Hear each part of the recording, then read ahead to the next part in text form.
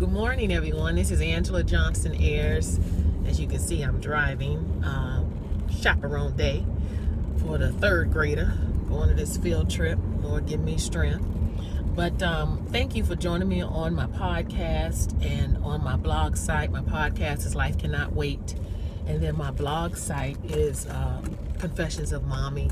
And you know what? I just enjoy talking with you all. But I wanted to share a quick just something quick that I endured yesterday. I had to go to my gastroenterologist yesterday, and so while I was waiting in the waiting area, I was sitting there crocheting, and if you hear something, that's my GPS talking to me. But I was crocheting, and these people started talking to me like, you know what, I just don't see people crocheting much anymore. And and I said, yeah, my grandmother taught me when I was around 6, and here I am. No, actually, I was older. I was maybe around 9. And turn left on Calway Drive. And so I told them I'm making a scarf, for my daughters and everything. And so then after we started talking about crocheting and talking about dogs and everything else, one of the ladies, the lady shared with me that she lost her daughter 4 years ago now, and that she's raising her daughter's son. And if anybody knows me, you know that I'm a talker. And so when she opened that door and I saw that she really wanted to talk about it, and it's always intriguing to me how people, particularly a parent, turn left on Wakefield Plantation Drive. How a parent can still live after burying a child. I never forget a saying I heard years ago. It said, during times of war, parents...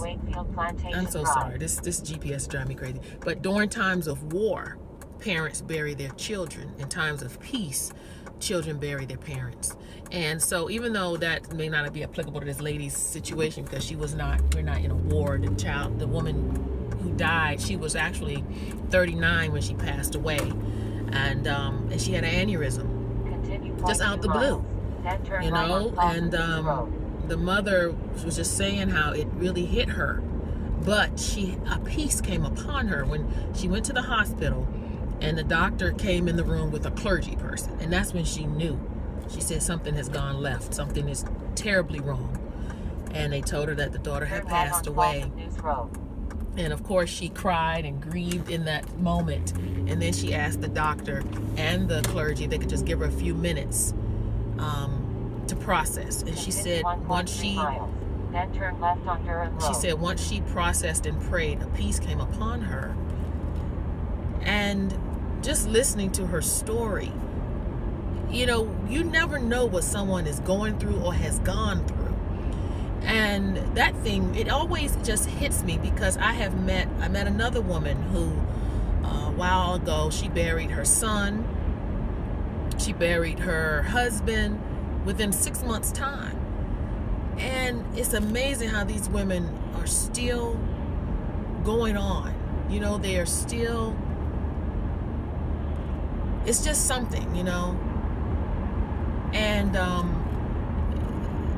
you just never know a person's story, and you never know how you can be an encouragement to them. Because after she told me, I just told her, I said, you have a testimony, and you are a source of encouragement for even me, to show me that in spite of the little things that I may go through, that I can still go forward and live. And it just blessed me. So I just want to encourage you all today, especially us moms, that many times, first of all, we need to make sure we encourage one another. And if you're somewhere, turn left on Durham Road. If you're somewhere and you're just sitting, engage people. I'm not saying you have to always talk. You don't have to be a chatterbox, as my kids call me. They're like, Mom, you'll talk to anybody. But turn left on Durham Road. You never know. There are many times where people want to talk, and then there are times people don't want to. You have to be sensitive. So if you're going to be one of those people who are going to be talking to people, be sensitive to where they are. But when I saw that this woman opened the door to conversation, I had to just dive in, because I could see that it was heavy on her. Excuse me, I'm sneezing. I sprayed some perfume on me. Trying to smell good. What, for a field trip, right? But anyway, be open. And if you are one of those people who you need to talk to someone, you never know. Take that chance. You know, it doesn't matter if that person is Caucasian, Black, Latino, Asian, Native American. It doesn't matter. At the end of the day, we all bleed the same red blood. And we all hurt. When I was sitting in the parking lot waiting to get ready to leave for this field trip, I saw a mom, and she was hugging her 2 children. It was beautiful. She, a Caucasian lady. Not that it matters, but I'm just showing you the point of that color has no bearing when it comes to love. And how this mother, she hugged her children. They must have been like 6 and 9. And she just hugged them, and she said, they had no clue I was sitting in the car looking. And she said, I love you all so much. Mommy loves you. And they said, we love you too, Mommy. And the embrace just touched me as a mom, as a human being. You don't even have to be a mother to feel love. And it just showed me how love transcends color. It transcends age. It transcends everything. And so that's what's most important in this day and time where, oh God, you know, there's so much arguing over just party lines and everything is going awry. If we could just love one another regardless of the color of our skin, you understand what I'm saying? And just love one another. And so when you see someone in a waiting area, and if they start striking up a conversation, or if they just need a word of encouragement, if you just sense, you know what, just say hello to people. It's amazing how you can sit in a doctor's waiting area for 20 minutes, sometimes more than that, because sometimes these doctors take forever. And you sitting there on your phones, and you never look up and just smile at the person in front of you. Or if you see someone and she's sitting there, compliment the woman or man. You know, you just never know what spark you're sparking into that person, into their day. And again, that woman was just a source of encouragement for me when she shared her story, her journey. And I hope and pray that I was a source of strength for her, because the more she talked, you know, I tried to be sensitive, and she just kept talking.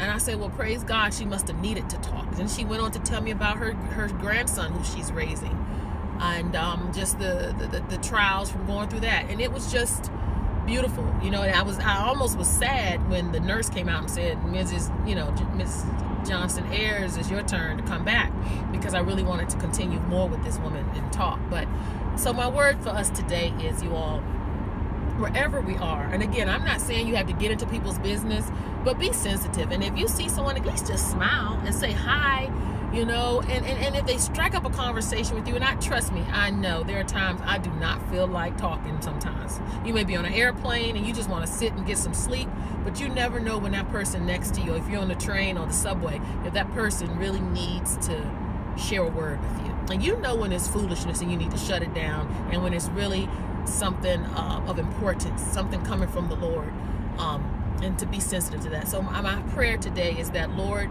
please give us the wisdom, knowledge, and understanding and insight to know when we need to be a blessing to others, and when others are being a blessing to us. Until next time, you all, be blessed. Continue to tune into my podcast, Life Cannot Wait, and also go on my blog, Confessions of Mommy. Thank you for all the support I've been getting for those of you who've been purchasing my book, Laughter Pills for Moms, a 31-day supply.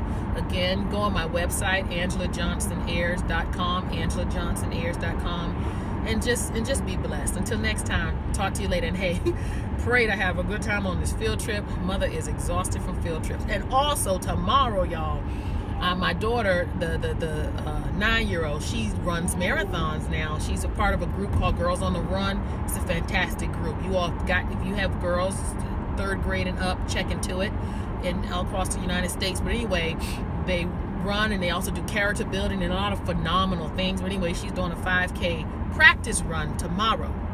The actual run is in December, and yours truly is going to be trying to hang next to her. So y'all pray my strength in the Lord, as they say, that I can hang in there with her and encourage her on the way. Until next time, y'all be blessed. Talk to you soon. Bye-bye.